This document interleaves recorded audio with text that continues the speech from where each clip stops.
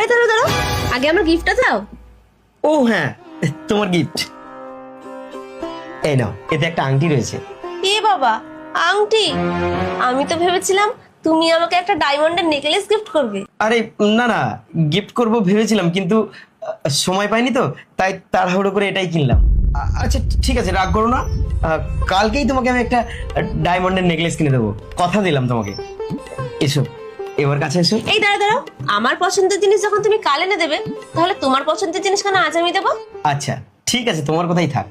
কাল যখন তোমাকে আমি ডায়মন্ডের নেকলেসটা গিফট করবো, তখনই তোমার থেকে আমার পছন্দের জিনিসটা নিয়ে নেবো। ওকে, গুড নাইট।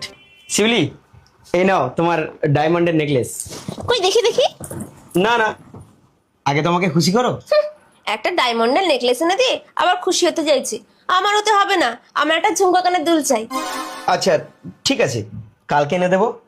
ঠিক আছে, কাল যখন এনে দেবে তখন কালই খুশি করবো।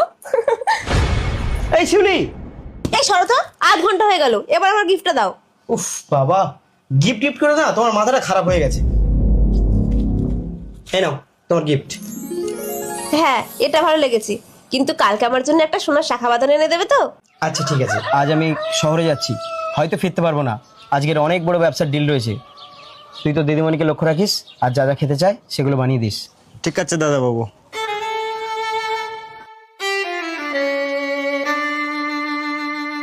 কি গো, আমার শাখা বাঁধানোটা দাও। শিউলি, ব্যবসাতে আমি 15 লক্ষ টাকা লস খেয়েছি, সব মালে ডিসপুট। তোমার গয়নাগুলো আমাকে 1 মাসের জন্য ধার দেবে? আমি ওগুলো বন্ধক রেখে ব্যবসাটাকে সামাল দেবো। শিউলি শোনো, আরে শিউলি দরজা খোলো। আরে বাবা, আমি তোমার গয়না নেব না। ঠিক আছে, আমি ব্যাংক থেকে লোন করে নিচ্ছি। আরে দিদিমণি, আপনি কোথায় যাচ্ছেন? আমি বাবার বাড়ি চলে যাচ্ছি, তোর দাদাও আসলে বলে দিবি আমি 2 মাস আসবো না। কি হয়েছে, এখানে তুমি কেন এসছো? শিউলি, আমি ওই দিন ব্যবসাতে 15 লাখ টাকা লস খাইনি, বরং 30 লাখ টাকা লাভ করেছিলাম। আর ওই দিন তোমার জন্য আমি তোমার পছন্দের শাঁখা বাঁধানোও কিনেছিলাম। এই যে সেই শাঁখা বাঁধানো। কি বলছো গো? দাও শাখাটা দাও, চলো বাড়ি চলে যাই, চলো। শোনো শিউলি, একটা নারীর বাহ্যিক অলংকার হলো এই গহনা, কিন্তু তার সত্যিকারের অলংকার হলো তার লজ্জা। আর তুমি সেই লজ্জার মাথা খেয়েছো। ছি ছি ছি, আমি তোমার মতো মেয়েকে বিয়ে করেছিলাম? ছি, কোনো দিন যেন তোমার এই মুখটা আমাকে আর দেখতে না হয়।